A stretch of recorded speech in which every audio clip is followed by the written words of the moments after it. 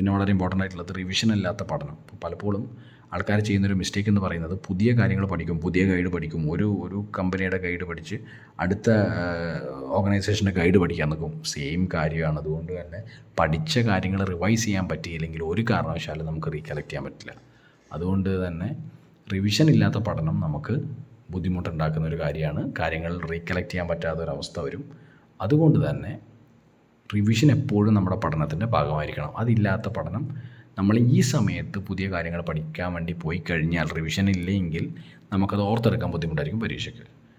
പിന്നത്തെ കാര്യം ഒരുപാട് മെറ്റീരിയൽസ് ഇനി കോൺസെൻട്രേറ്റ് ചെയ്ത് കഴിഞ്ഞാൽ നമുക്ക് കംപ്ലീഷൻ ബുദ്ധിമുട്ടാവും. എപ്പോഴും ഒരു സാറ്റിസ്ഫാക്ഷൻ പരീക്ഷയ്ക്ക് പോകുമ്പോൾ ഒരുപാട് ഏരിയാസ് നമ്മൾ കവർ ചെയ്തിട്ടുണ്ട് എന്ന വിചാരമാണ്. ഒരുപാട് മെറ്റീരിയൽസ് പഠിച്ചിട്ടുണ്ട് എന്നല്ല, പല ഏരിയാസും വളരെ ക്രിട്ടിക്കൽ ഏരിയാസും നമ്മൾ പ്ലാൻ ചെയ്തത് കഴിഞ്ഞ പ്രാവശ്യം നമുക്ക് കിട്ടാത്തത്, നമ്മൾ വീക്കായിട്ടുള്ള ഏരിയാസ് അതൊക്കെ നമ്മൾ കവർ ചെയ്തിട്ടുണ്ട് എന്ന് വിചാരിച്ച് പോകുമ്പോൾ നമുക്കൊരു കോൺഫിഡൻസ് ഉണ്ടാവും. അതുകൊണ്ട് തന്നെ ഒരുപാട് മെറ്റീരിയൽസിനെ ഫോക്കസ് ചെയ്ത് കഴിഞ്ഞാൽ ഈ റിവിഷനും മറ്റു കാര്യങ്ങളൊക്കെ അവതാളത്തിലാവും. അതുകൊണ്ട് അതൊന്ന് ശ്രദ്ധിക്കണം.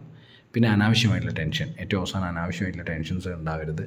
കാരണം ടെൻഷൻ എപ്പോഴും നമ്മുടെ ആ പ്രൊഡക്ടിവിറ്റിയെ ബാധിക്കും. അപ്പോൾ ഏറ്റവും ഹയർ ലെവൽ ഓഫ് ഔട്ട്പുട്ട് നമുക്ക് ഉണ്ടാക്കാൻ പറ്റണം, അതിന് ടെൻഷൻ ഇല്ലാതിരിക്കണം.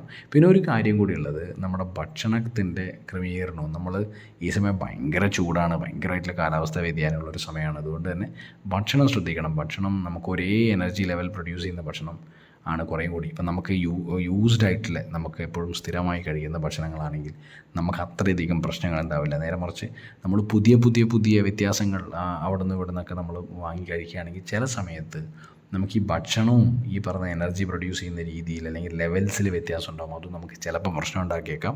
അതുകൊണ്ട് വളരെ സേഫായിട്ട് വേണം ഈ 2 മാസം എക്സാംസിൻ്റെ സമയം മുമ്പോട്ട് പോകാൻ. കാരണം അത്രയധികം എഫേർട്ട് എടുത്ത ആൾക്കാർക്കൊക്കെ പരീക്ഷ യാതൊരു കാരണവശാലും ഒരു ലോ സ്കോറിങ് ആയി പോകാനോ അല്ലെങ്കിൽ മറ്റ് കാരണങ്ങൾ കൊണ്ട് നന്നായി അറ്റൻഡ് ചെയ്യാതിരിക്കാനോ പാടില്ലാത്തതാണ്. അപ്പോൾ അങ്ങനെ മിസ്സാവാൻ പാടില്ലാത്തതാണ്. അതുകൊണ്ട് തന്നെ അതൊക്കെ കാര്യങ്ങൾ ശ്രദ്ധിക്കുക.